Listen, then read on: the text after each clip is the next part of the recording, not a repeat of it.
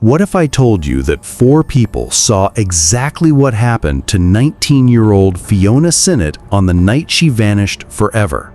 What if I told you that for 26 years, these 4 individuals have chosen silence over justice? Tonight we dive into one of Ireland's most haunting cold cases, a story where the truth isn't hidden in shadows but locked away in the minds of those who refuse to speak. This is the case that proves sometimes the most dangerous predator isn't the one who commits the crime. It's the one who watches it happen and walks away. February 8th, 1998. A cold winter night in County Wexford, Ireland. While most of the world slept peacefully, 19-year-old Fiona Sinnott was living her final hours, completely unaware that she would soon become one of Ireland's most enduring mysteries. Fiona wasn't just another teenager out for a night on the town. She was a young mother, barely out of her teens herself, with an 11-month-old daughter named Emma waiting for her at home.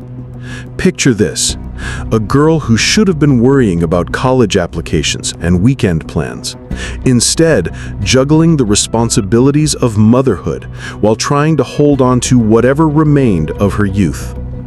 That evening, Fiona made a decision that seemed innocent enough. She would go out with friends to Butler's pub in the small village of Broadway. It was a typical Irish country pub, the kind where everyone knew everyone, where strangers stood out like sore thumbs, and where gossip traveled faster than wildfire. For Fiona, it represented a rare escape from the demanding routine of caring for baby Emma. The pub was alive with the usual crowd that night: local farmers nursing pints after a hard day's work, young couples stealing moments away from their responsibilities, and groups of friends catching up on the week's events. Fiona blended seamlessly into this familiar scene, her laugh echoing through the warm, smoke-filled air as she enjoyed what would tragically become her last evening of freedom. But here's where our story takes its first dark turn. Among the patrons that night were individuals who would later become crucial to understanding what happened to Fiona, yet they would choose to remain silent for decades. These weren't strangers lurking in dark corners. These were people from her community, faces she recognized, voices she'd heard before. As the evening progressed, Fiona socialized with various groups, moving naturally through the crowd as young people do. She danced, she laughed, she lived. Witnesses would later describe her as being in good spirits, showing no signs of distress or concern. There were no arguments, no confrontations, no red flags that would suggest the horror that was about to unfold. The clock struck midnight, that witching hour when good intentions often give way to poor decisions. It was time for Fiona to head home to her baby daughter. She said her goodbyes, pulled on her coat, and stepped out into the cold February night. The temperature had dropped significantly since she'd arrived, and her breath formed small clouds in the frigid air as she began her journey home. But Fiona would never make it home that night, or any night thereafter. What happened next has been reconstructed through witness statements, police reports, and years of investigation. Yet despite having multiple witnesses to the events that followed, the truth remains locked away, protected by a wall of silence that has stood firm for over 2 decades. According to police reports, Fiona was last seen leaving Butler's pub at approximately midnight. She was alone, walking along the narrow country road that would take her back to her home in Ballyhit. The road was poorly lit, typical of rural Irish countryside, with long stretches between streetlights that created pockets of near-complete darkness. It was along this road that our 4 witnesses enter the story. A motorist driving along the same route reported seeing a man and a woman on the road near Keisha Cross, a location just a short distance from Butler's pub. This wasn't just a glimpse in passing headlights. The motorist had a clear view of what was happening. Yet this crucial witness has never provided a complete account of what they observed. But the motorist wasn't alone. Also in the area that night were two males in their late teens or early 20s. These individuals were positioned where they could observe the interaction between the man and woman near Keisha Cross. They saw something. They knew something. Yet they too have chosen silence over justice for Fiona. The fourth witness, perhaps the most heartbreaking of all, was someone who had been at Butler's pub that very evening. Someone who had seen Fiona, possibly even spoken with her, who knew her face and recognized her voice. This person witnessed events that night that could crack this case wide open. Yet they've carried this burden in silence for 26 years. Think about that for a moment. 4 people. 4 human beings with eyes, ears, and consciences.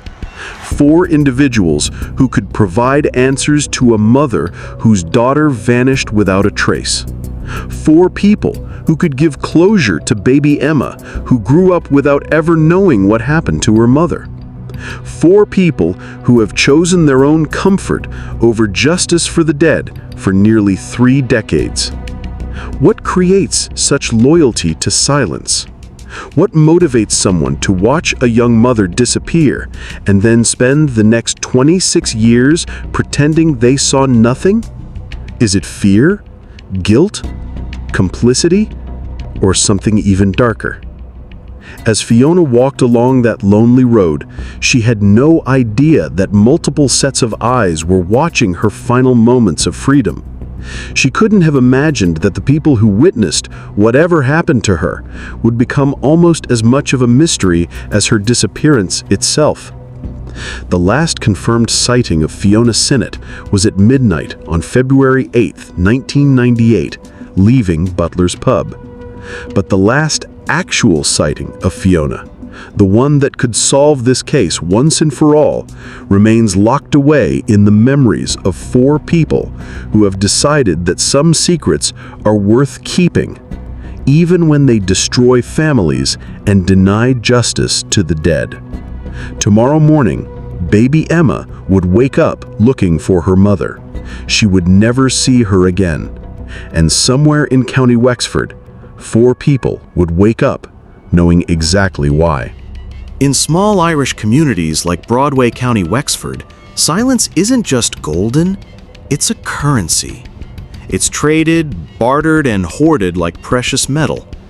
And in the case of Fiona Sinnott, 4 people have been sitting on a fortune of truth for 26 years, watching as a family crumbles under the weight of their greed for secrecy. Let's talk about what happens when witnesses become accomplices through their silence. The morning after Fiona's disappearance, as dawn broke over the Irish countryside, these 4 individuals woke up with blood on their hands. Not literal blood, but something far more insidious. They woke up knowing that somewhere a baby was crying for a mother who would never come home. They woke up knowing they held the key to answers that a desperate family needed, and they chose to bury that key so deep that 26 years later, it still hasn't surfaced. The motorist, the eye in the darkness. Our first witness, the motorist who was driving along that fateful stretch of road near Keisha Cross at midnight. This person had the clearest view of what transpired between Fiona and the unidentified man. Picture this. You're driving home after a quiet evening, your headlights cutting through the darkness, when suddenly your beams illuminate a scene that will haunt you forever. This wasn't a split-second glimpse. Road conditions that night meant driving slowly, carefully. The motorist had time to observe, to process, to remember details. They saw Fiona, young, vulnerable, alone on a dark road. They saw the man who approached her. They witnessed the interaction that would be Fiona's last. But here's what makes this particularly chilling. This motorist didn't just see and drive on. Evidence suggests they may have even slowed down, perhaps considering stopping.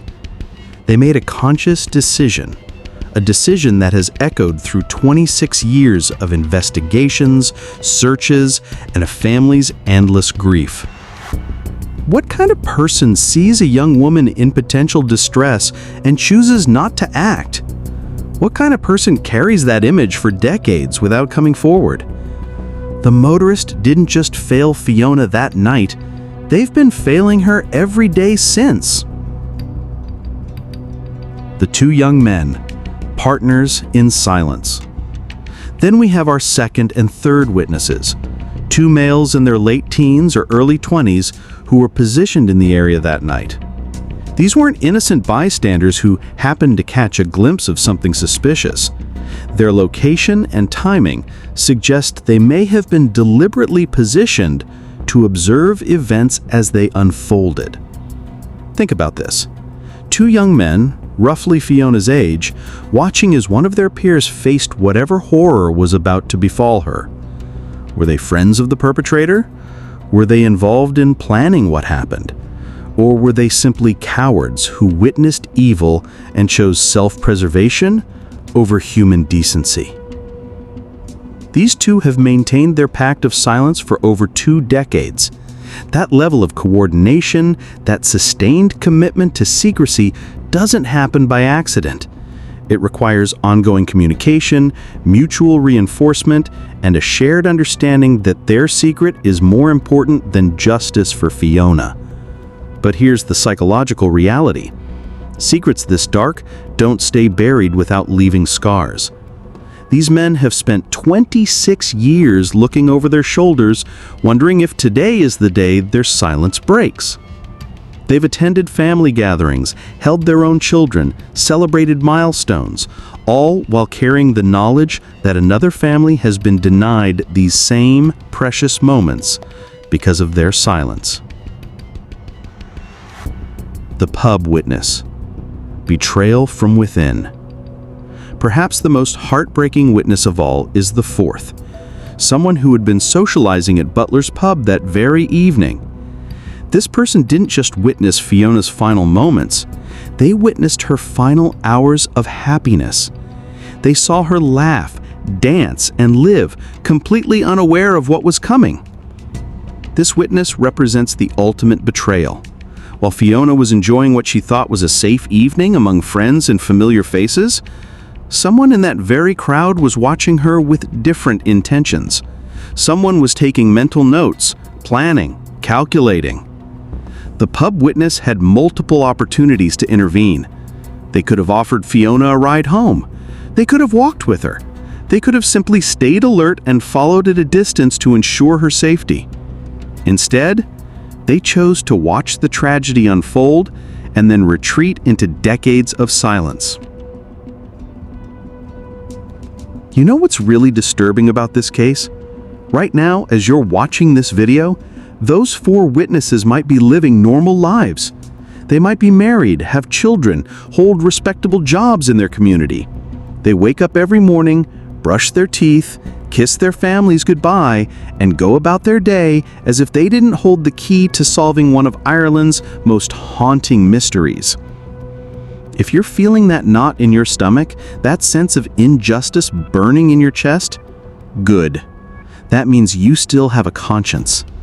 Unlike some people we could name. Hit that subscribe button if you believe that justice doesn't have an expiration date.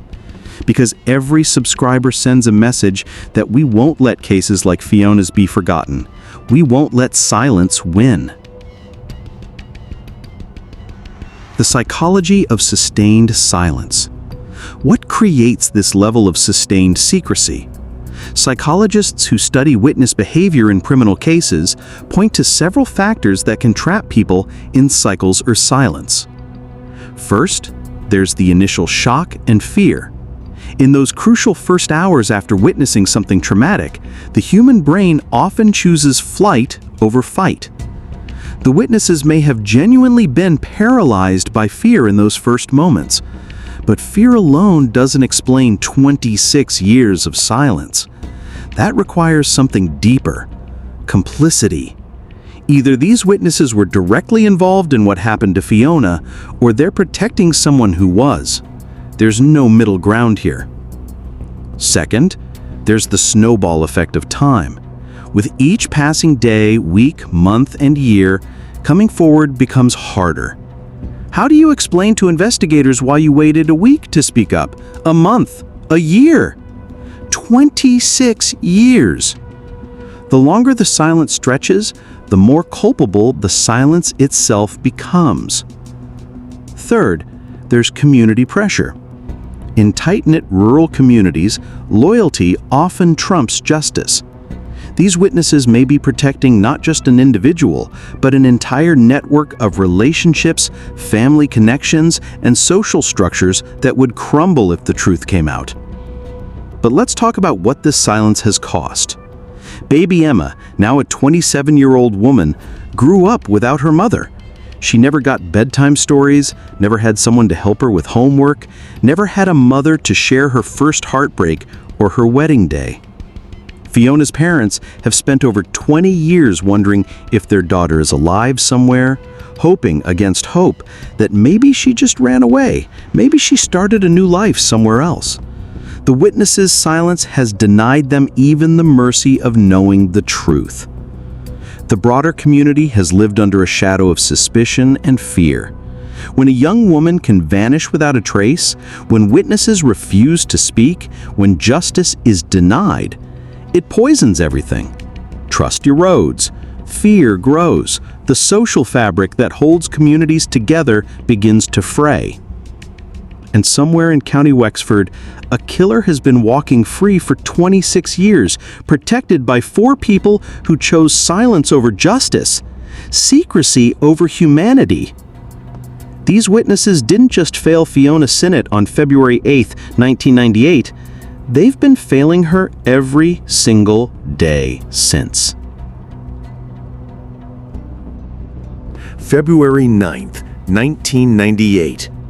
Dawn broke over County Wexford with the kind of crisp clarity that makes everything seem possible. Except for one impossible reality. Fiona Sinnott had vanished without a trace. When baby Emma woke up that morning, crying for her mother, the people caring for her initially thought Fiona had simply stayed out later than planned. Young mothers sometimes need a break, right? Maybe she'd crashed at a friend's house. Maybe she'd lost track of time. These were the innocent explanations that lasted exactly as long as it took to make the first few phone calls. By noon, panic had set in. Fiona wasn't the type to abandon her daughter. She wasn't the type to disappear without word. And most importantly, she wasn't the type to have enemies, or so everyone thought. The first 48 hours, when every second counts. Detective Inspector James Murphy was assigned to lead the initial investigation. A seasoned officer with over 20 years of experience, Murphy had seen his share of missing person cases. But something about Fiona's disappearance immediately set off alarm bells that would prove prophetic. In missing person cases, the first 48 hours are absolutely crucial, Murphy would later tell reporters. But what made Fiona's case different was how quickly we realized we weren't dealing with a voluntary disappearance. This was something far more sinister. The Gardaí began their investigation with the systematic efficiency that marks all good police work.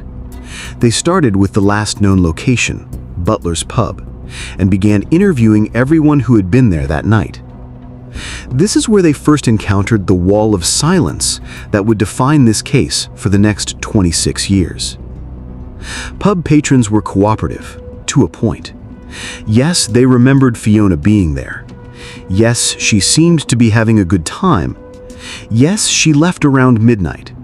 But when it came to the crucial details, who she talked to, who might have followed her, what tensions or undercurrents might have been present that night, suddenly memories became foggy, as if someone had cast a spell on the entire establishment, selectively erasing the details that mattered most while leaving behind only the sanitized safe memories that wouldn't implicate anyone in anything more serious than buying a round of drinks. The investigation quickly focused on the stretch of road between Butler's pub and Fiona's home, particularly the area around Keisha Cross, where the motorist had reported seeing a man and woman together at midnight.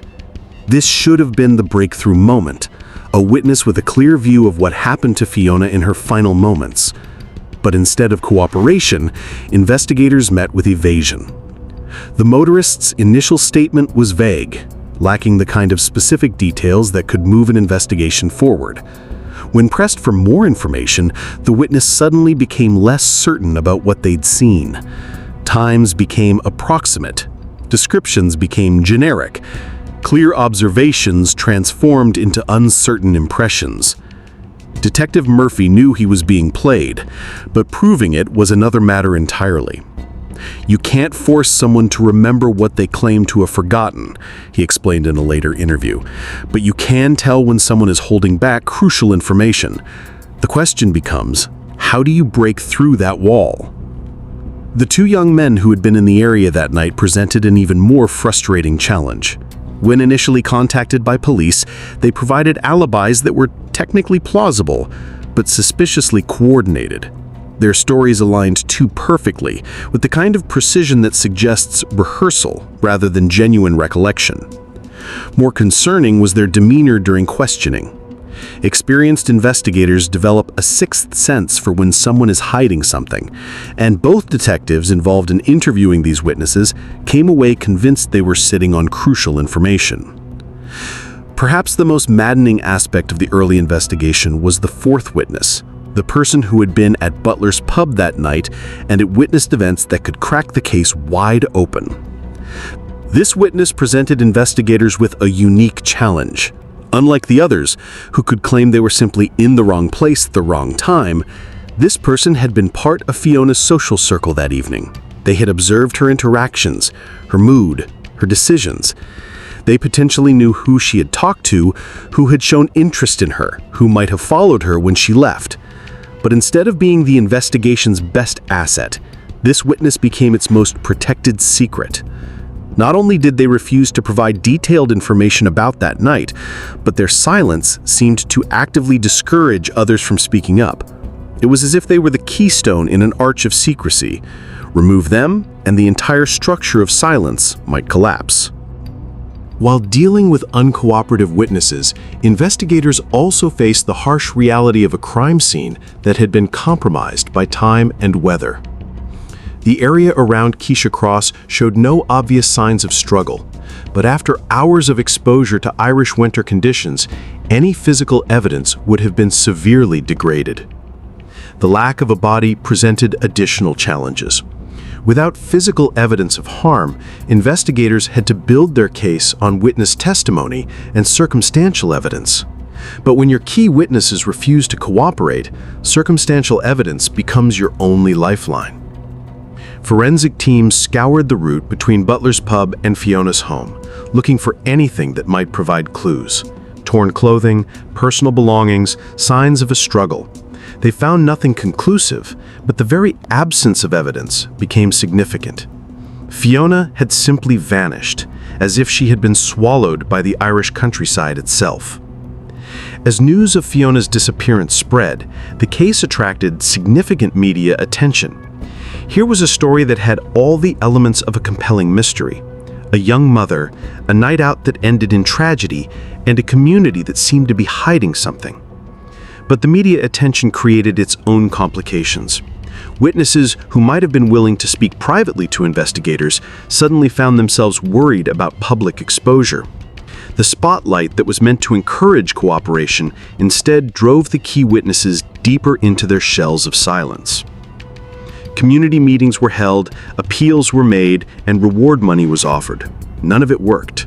The four witnesses remained silent, their secret protected by what appeared to be an unbreakable pact.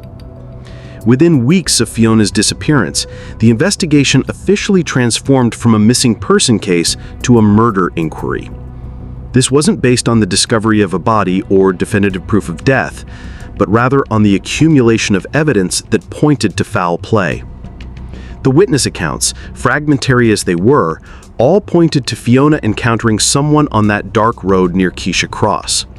The fact that she never made it home, never contacted her family, and left behind her infant daughter made voluntary disappearance highly unlikely. But declaring it a murder investigation brought its own challenges. Without a body, without a clear suspect, and with key witnesses refusing to cooperate, investigators found themselves trying to solve a puzzle with most of the pieces deliberately hidden from view. Detective Murphy summed up the frustration. We know what happened that night. We know people saw what happened. We know those people are choosing to protect whoever did this rather than seek justice for Fiona. It's not a question of solving the mystery, it's a question of breaking the silence. As months turned to years, the impact of the witnesses' silence became increasingly apparent. Leads that should have been pursued immediately grew cold. Evidence that should have been collected was lost to time. Suspects who should have been interrogated while the case was fresh were allowed to establish alibis and distance themselves from the crime. The four witnesses didn't just withhold information, their silence actively undermined the investigation at every turn. Each day they remained quiet was another day the trail grew colder, another day justice was denied, another day a killer walked free. By the first anniversary of Fiona's disappearance, investigators knew they were fighting an uphill battle against time, weather, and human nature at its worst. The case that should have been solved in weeks was becoming one of Ireland's most enduring mysteries, not because the evidence wasn't there, but because four people had decided that their secrets were more important than the truth. 26 years. That's 9,496 days of silence, 227,904 hours of keeping a secret, 1,367,420 minutes of choosing complicity over justice. And in every single one of those moments, four people have woken up, looked at themselves in the mirror, and decided that protecting a killer is more important than giving answers to a mother who never came home. What's truly chilling about this case isn't just the initial silence, it's the sustained, deliberate effort to maintain that silence across nearly 3 decades. This isn't passive withholding of information, this is active deception on an industrial scale. Our motorist witness didn't just drive away that night and forget what they saw. Over the years, they've had to navigate countless conversations about Fiona's case. At family gatherings, in local pubs, during community events, the case has come up again and again.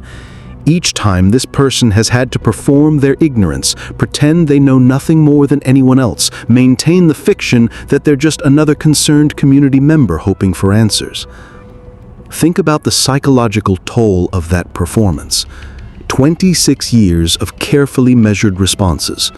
26 years of avoiding eye contact when Fiona's name comes up. 26 years of pretending to care about finding the truth while actively concealing it. The two young men who witnessed events near Keisha Cross have had to coordinate their silence across decades.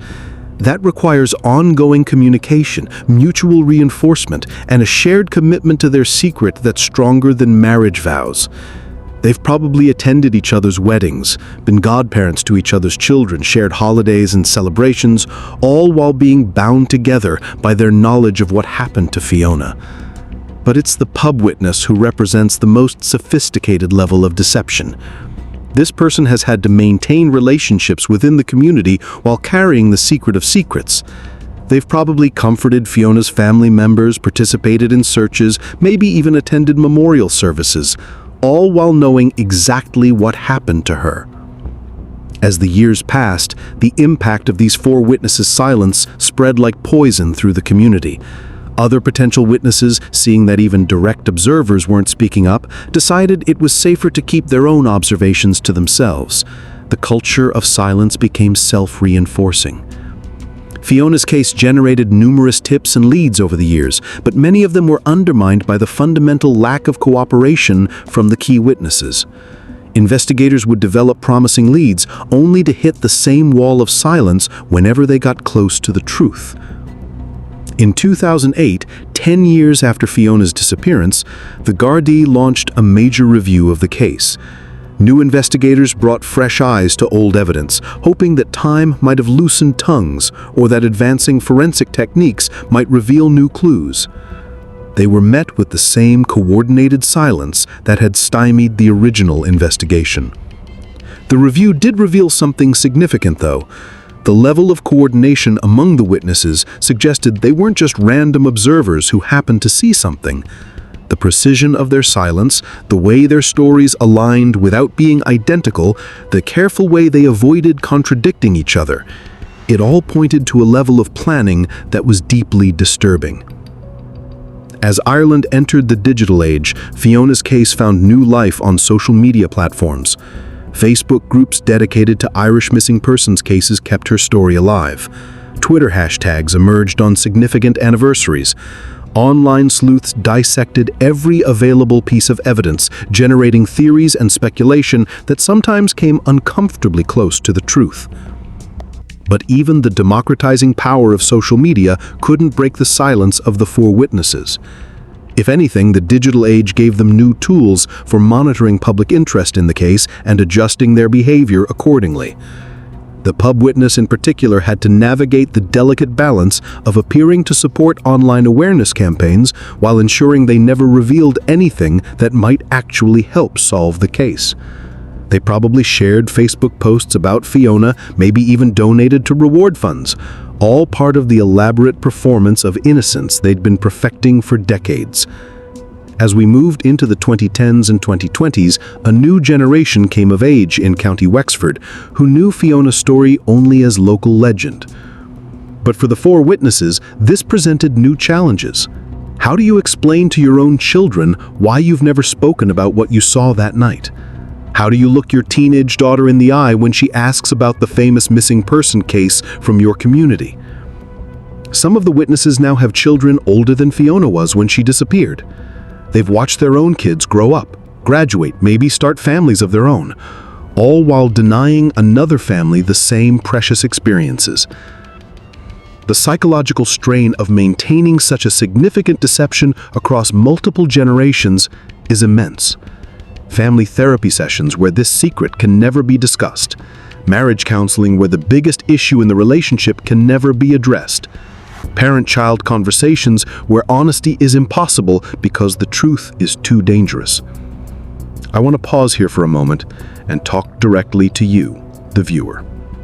If you're feeling sick to your stomach right now, if you're angry at these four people who have stolen 26 years from Fiona's family, that anger is justified, that disgust is appropriate, that desire for justice is exactly what we need more of in this world. But here's what I need you to understand. Your subscription to this channel is more than just a number. Every person who subscribes is someone who refuses to let cases like this fade into obscurity. Every subscriber is a voice saying that silence is not acceptable, that secrets don't get to win, that justice matters even when it's inconvenient. If you haven't subscribed yet, what are you waiting for? Are you going to be part of the solution, or are you going to scroll past and let these four witnesses think they can keep their secret forever? Hit that subscribe button now, because Fiona deserves better than our indifference.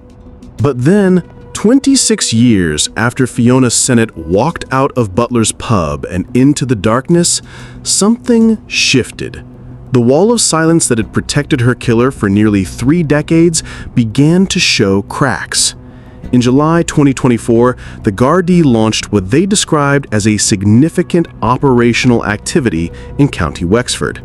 This wasn't just another routine review of the case.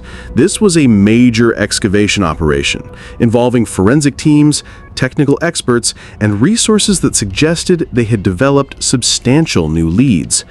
For several days, the quiet countryside around Wexford was transformed into a crime scene. Heavy machinery moved earth that hadn't been disturbed in decades. Forensic tents appeared like white monuments to the search for truth. Technical teams deployed equipment that hadn't existed when Fiona first disappeared. The operation concluded without the discovery of remains, but something significant had shifted in the investigation. The very fact that such resources were deployed suggested that the Gardaí had received new information. Information substantial enough to justify the massive expenditure of time, money, and personnel. Sources close to the investigation suggest that the renewed activity wasn't based on new forensic techniques or cold case reviews. It was based on human intelligence. Someone, somewhere, had finally decided to break their silence. Was it one of the 4 primary witnesses? Was it someone else who had been carrying a related secret for decades? The Gardaí aren't saying, but the timing suggests that the culture of silence that had protected Fiona's killer for so long was finally beginning to fracture. The psychological pressure of maintaining such a significant secret for 26 years creates its own momentum toward revelation. Deathbed confessions, divorce proceedings, family disputes, religious awakenings, any number of life events can trigger the decision to finally tell the truth. For the 4 witnesses, the 2024 excavation must have been terrifying. After decades of believing their secret was safe, suddenly the full weight of modern investigative resources was being brought to bear on their quiet corner of Ireland. The comfortable assumption that time had made them untouchable was shattered overnight. The current investigation is being led by a new generation of detectives who didn't grow up with the assumption that this case was unsolvable. They're applying modern investigative techniques to old evidence, using social media and digital forensics to build connections that weren't visible 26 years ago. More importantly, they're approaching the case with fresh eyes and a determination not to be stymied by the same wall of silence that frustrated their predecessors. The Gardaí have made it clear that they believe the case is solvable. More than that, they've indicated that they know who the key witnesses are and that they're prepared to use every legal tool at their disposal to compel cooperation. Here's what the 4 witnesses need to understand. Time is not on their side anymore. 26 years of silence has not made them safe. It's made them more vulnerable than ever. Modern investigative techniques can piece together patterns of behavior, communication, and movement that would have been impossible to detect in 1998. Phone records, financial transactions, social media activity, digital footprints, all of it creates a web of evidence that can corroborate or contradict witness statements. More importantly, the psychological toll of maintaining such a significant secret for so long is evident in behavior patterns that trained investigators can recognize. The 4 witnesses may think they've been successfully hiding their knowledge, but decades of deception leave their own traces. As this investigation enters what may be its final phase, the Gardaí have issued a renewed appeal for information. But this isn't just a general plea for tips. It's a direct message to the 4 witnesses who have carried this secret for 26 years. The message is clear. Come forward now while you still have some control over how your story is told. Because the truth is coming out whether you cooperate or not. The only question is whether you'll be remembered as someone who finally did the right thing, or as someone who had to be dragged kicking and screaming to justice. Before we end this investigation, I need to address something directly. If you've watched this entire story and you haven't subscribed to Dark Pattern, I have to ask, what kind of person are you? We've just spent nearly an hour talking about 4 people who chose silence over justice, who chose comfort over truth, who chose their own interests over a murdered young mother. And if you can't even be bothered to click a subscribe button to support the kind of content that refuses to make these cases be forgotten, then how are you any different from them? Your subscription costs you nothing. Literally nothing. But it sends a message that some stories are too important to be ignored, that some secrets are too dangerous to be kept, that some silences are too destructive to be maintained. Fiona Sinnott deserves better than 4 witnesses who chose cowardice. She deserves better than a community that enabled their silence. And she deserves better than viewers who consume her story and then scroll away without taking the most basic action to ensure cases like hers stay in the public eye. Subscribe now. Not for me, not for the algorithm, but for every Fiona Sinnott whose voice was silenced by people who chose secrecy over justice. Make your choice. What kind of person are you going to be? The end. Or is it? Fiona Sinnott's case remains officially unsolved, but the events of 2024 suggest that we may be finally approaching resolution. 26 years of silence is a long time, but it's not forever. Truth has a way of emerging, especially when it's been buried under the weight of so much deception. The 4 witnesses who thought they could carry their secret to their graves may be about to discover that some secrets are too big to stay buried forever. The young mother who walked out of Butler's pub on February 8, 1998, may finally get the justice she's been denied for over 2 decades. But justice delayed is justice denied, and 26 years is far too long for any family to wait for answers. Fiona's daughter Emma is now 27 years old, older than her mother ever got to be. She's lived her entire adult life in the shadow of this unsolved mystery, denied the closure that could have been provided at any point by 4 people who chose silence over truth. The reckoning is coming. The only question is whether it will arrive as a confession or a conviction. Either way, the truth about what happened to Fiona Sinnott on that dark February night is finally going to emerge from the shadows where it's been hidden for too long. Some secrets are too dangerous to keep. Some silences are too destructive to maintain. And some witnesses are about to learn that 26 years of deception doesn't make you clever. It makes you complicit. The truth is coming. Justice is coming. And for 4 people in County Wexford, the reckoning they've been avoiding for 26 years is finally at their door.